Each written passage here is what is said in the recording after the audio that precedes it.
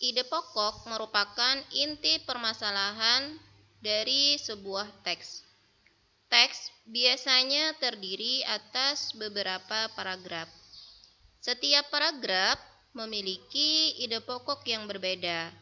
Untuk memudahkan ide pokok, kamu dapat menggunakan tabel.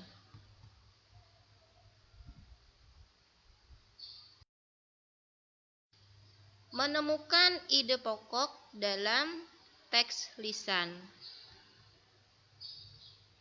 Selain pada teks tulis, ide pokok juga dapat ditemukan pada teks lisan. Teks lisan merupakan teks hasil pembicaraan seseorang ataupun hasil percakapan. Untuk dapat menentukan ide pokok pada teks lisan, kamu dapat mendengarkan teks dengan sungguh-sungguh. Setelah itu, catatlah permasalahan atau peristiwa yang dibicarakan dalam teks. Kemudian, langkah selanjutnya menentukan topik serta kalimat utama yang menjadi inti pembicaraan teks lisan.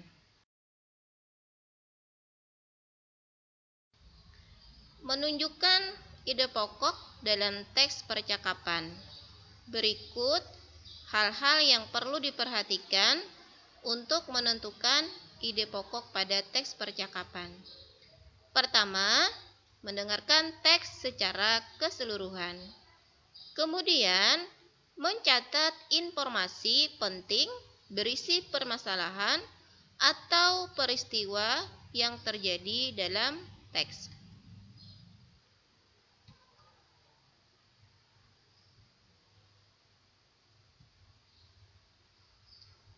Selanjutnya, menentukan topik percakapan.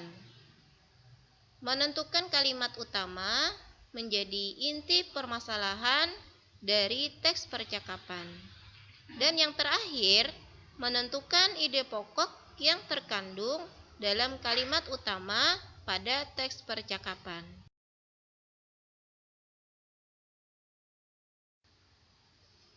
Kemudian, mengidentifikasi ide pokok dalam teks lisan.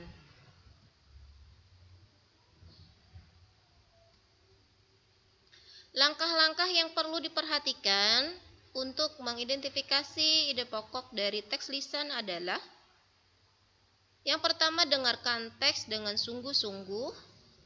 Yang kedua, catatlah semua topik serta kalimat utama yang menjadi inti dari teks lisan.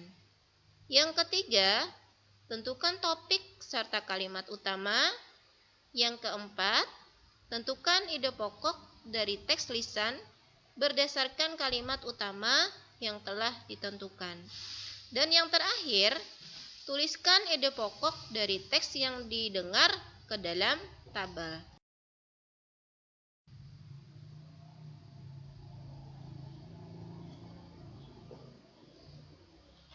Menceritakan kembali isi teks berdasarkan ide pokok. 1. Catatlah informasi penting yang disampaikan dalam teks. Yang kedua, buatlah ide pokok yang dibaca atau didengar. Yang ketiga, buatlah kalimat utama yang berisi ide pokok. Yang keempat, buatlah beberapa kalimat yang berisi informasi penting dari teks.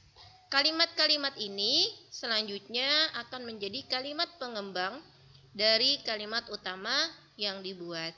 Yang kelima, perhatikan ejaan dan pemilihan kata saat membuat kalimat.